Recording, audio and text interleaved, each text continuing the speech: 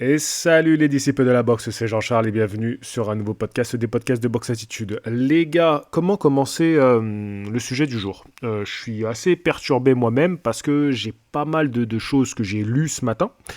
Alors, je voulais faire une vidéo face caméra pour la chaîne principale avec cette miniature que tu vois en fond là si tu es sur YouTube. Loin des yeux, loin du cœur. Je voulais faire un petit jeu de mots entre loin du pays, loin du cœur, parce que j'avais vu que j'avais repéré 4 Français qui combattaient ce week-end, et je me suis dit, ça serait bien de faire une petite vidéo face caméra, juste pour leur donner un petit peu de soutien, un peu de force, comme on dit. Au final, j'ai vu aussi un commentaire qui m'a rappelé un boxeur oublié dans mon podcast d'hier, et j'ai eu une info que Jalolov ne combattra pas cette nuit, là, ce soir. Oui, cette nuit, quoi, cette nuit. Alors, ça m'a complètement embrouillé l'esprit. Je me suis dit, attends, je peux pas faire une vidéo face caméra parce que donc j'apprends la blessure, blessure. Vraiment, je sais pas trop quoi en penser de ce forfait de Jalolov. Euh, J'apprends ça. J'apprends que son adversaire était un Français, donc je me suis dit, tu vois, ça aurait été bien d'en parler. Un poids lourd français voilà, qui va affronter Jalolov, c'est toujours bien de lui donner un petit peu de force. Bref, je m'en mêle complètement les pinceaux, et je me suis dit, vu que dans le podcast d'hier, j'avais oublié quelques éléments, parce que en faisant des recherches, je vois qu'il y a d'autres Français qui combattent ce week-end.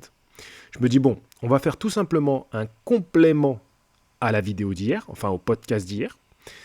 On va parler un petit peu de Jalolov, et là pour le coup j'attends un petit peu vos réactions, et puis je vais sûrement faire une vidéo aujourd'hui sur l'annonce que le combat Crawford-Canelo il est déjà annulé. Bon, ça c'est un autre sujet.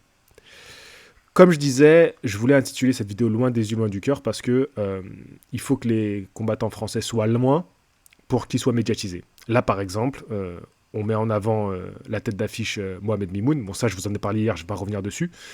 Mais c'est parce qu'il combat à Montréal. À vrai dire, en France, tout le monde s'en fout complètement.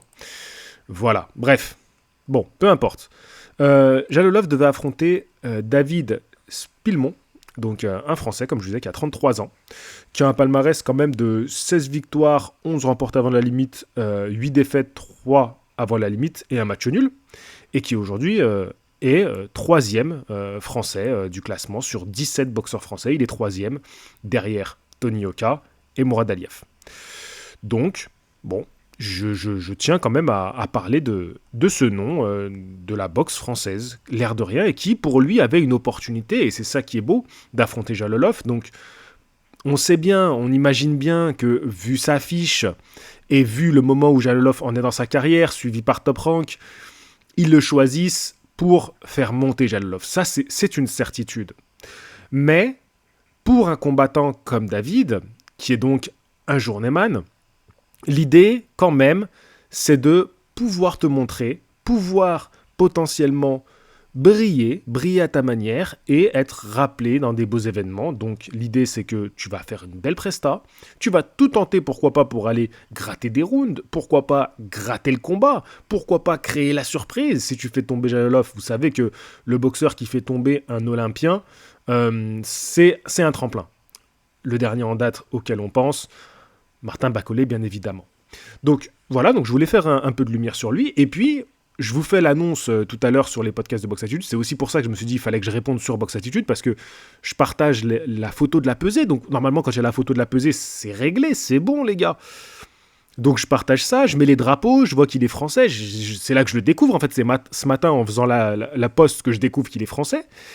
Et derrière immédiatement, j'apprends que Jalolov c'est forfait. Donc là, je m'interroge, parce que en général, c'est très très rare d'avoir un forfait après la pesée. La pesée se fait une trentaine d'heures avant le combat. C'est exceptionnel, tu vois. C'est rarissime qu'on annule au moment de la pesée ou après la pesée. Après, si ça arrive, ça peut être dû à une mauvaise gestion de la perte de poids, et donc tu as poussé trop loin et que tu te dis non mais en fait là, ça va être catastrophique si jamais je fais le combat, donc je suis un peu contraint d'abandonner. Voilà, c'est un peu l'unique raison qui fait qu'on peut annuler un combat. Mais là, pour le coup, on parle des poids lourds. Il n'y a pas de perte de poids drastique. il peut y avoir une perte de poids. Certains poids lourds, comme un certain Tyson Fury, doivent perdre du poids. Mais on n'est pas dans une perte de poids drastique comme ça. Donc moi, ça m'interroge beaucoup sur Jalolov, qui, il est vrai, a du mal à lancer sa carrière professionnelle. Hein. Autant il a été un grand combattant amateur, olympien, double médaillé olympique, mais il est vrai que chez les professionnels, je me pose beaucoup de questions, surtout que, alors il est pas vieux, Jalolov, il a quel âge? Je pense pas qu'il a 30 ans, peut-être, mais quand même, ouais, je me questionne un petit peu sur le boxeur ouzbek, qui aujourd'hui a 30 ans, voilà, 30 ans, bon, ça va, c'est pas dramatique 30 ans, on va pas non plus faire les catastrophés, mais c'est vrai que je suis pas rassuré par ça. Surtout que là, je me dis, il a vraiment dû avoir quelque chose pour qu'il refuse de faire cette carte. Ou alors, prétexte, parce qu'il a eu une opportunité d'un autre combat prochainement, et qu'on le retrouve dans une carte prochainement. Ça, c'est aussi envisageable. Un prétexte. Voilà, c'est possible. Peut-être qu'il a eu peur. Hein. C'est vraiment les phrases de gamin. Il a eu peur. Je voulais aussi parler de cette carte à Montréal. Donc c'est ce soir, hein, les gars, c'est cette nuit pour ceux qui voudraient la regarder, parce qu'on a 2 autres Français finalement qui combattent. Donc bien sûr, je vous avais parlé de Mohamed Mimoun et enfin là, je voulais vous parler de David. Mais en fin de compte, il y a encore 2 autres Français que j'avais oublié hier de parler. Alors le premier, c'est Keishan Jacobi Koali. Donc je connais pas, je dois vous avouer que je connais pas. Mais voilà, il affronte un Albanais qui vit au Canada. Non, je vous dis des bêtises, il affronte pas un Albanais, c'est Fondero qui affronte un Albanais. C'est le prochain combat dont je vais vous parler. Il affronte un Canadien, au Canada. Le Canadien a 23 ans, il est invaincu. Bon, je vais pas vous faire un dessin, vous avez compris. Bon, Keishan Jacobi Koali, vas-y, fais de ton mieux pour essayer de mettre un petit bâton dans les roues de ce Canadien. Et j'espère qu'il fera une belle presta et que, pourquoi pas, il remportera la victoire. C'est beau. Après, il faut qu'on soit très réaliste. Hein. Pour les Français, aujourd'hui, qui combattent à l'étranger, à part rares cas qui ont vraiment une gestion de carrière, une construction, pour la plupart, ce qu'on souhaite pour eux, c'est d'abord l'opportunité de combattre contre un nom à l'étranger, et deuxièmement, c'est créer l'exploit. Aujourd'hui, le modèle pour les Français, et c'est un peu triste d'en arriver là, mais ça va être Bruno Suras. C'est un peu ta seule perspective aujourd'hui quand tu fais du Made in France. Voilà, mais qu'est-ce que tu veux ? On n'est pas capable de construire autour d'un nom en France.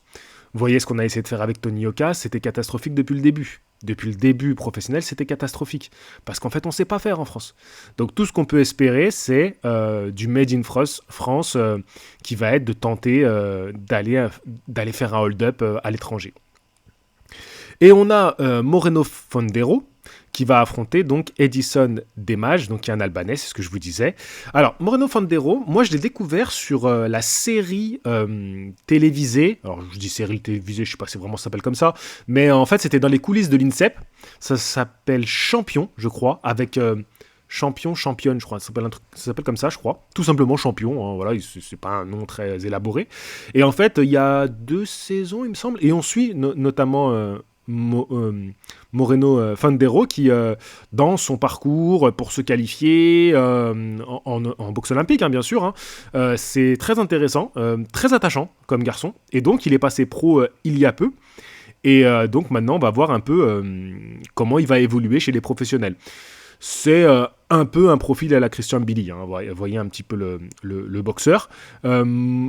Moi, j'ai envie de suivre, il a 25 ans, il est tout jeune, c'est parfait là pour se lancer, et puis de le voir aujourd'hui alors qu'il est à son 9e combat professionnel, de le voir à Montréal, je trouve ça super. Et on peut voir, si on regarde sa fiche, hein, qu'il a été très actif, hein, parce qu'il fait son premier combat pro en septembre 2023, et je vous ai dit, ça va être déjà son 9e combat. Donc, fin d'année 2023, il fait 2 combats, et en fait, il va enchaîner en 2024. Et là, c'est son premier combat de l'année 2025. Donc c'est impressionnant. Il y a une vraie volonté de performer. Et donc ce que je peux voir, tu vois, j'étais pas sûr. Mais donc il a bien signé avec les Canadiens parce que tous ses combats sont au Canada. Il doit vivre là-bas. Donc écoute, moi je trouve ça super. Donc voilà, clairement, au moins les Canadiens, eux, vont construire sa carrière. Et donc j'allais dire... Est-ce qu'on peut dire que c'est Made in France ? Non, c'est Made in Canada. Voilà, la réalité, elle est là. C'est qu'aujourd'hui, si tu veux construire ta carrière, il faut aller à l'étranger. Bon, c'est un petit peu, quelque part, j'ai envie de te dire, la conclusion de ce que je veux renvoyer comme message à travers cette vidéo. Donc je rappelle, je l'ai dit hier, mais il y a aussi Dos Santos qui va combattre pour le titre BU, des poids mi-lourds. On a bien sûr Sofiane Keita, qui boxe dans la carte de Chisora Walin.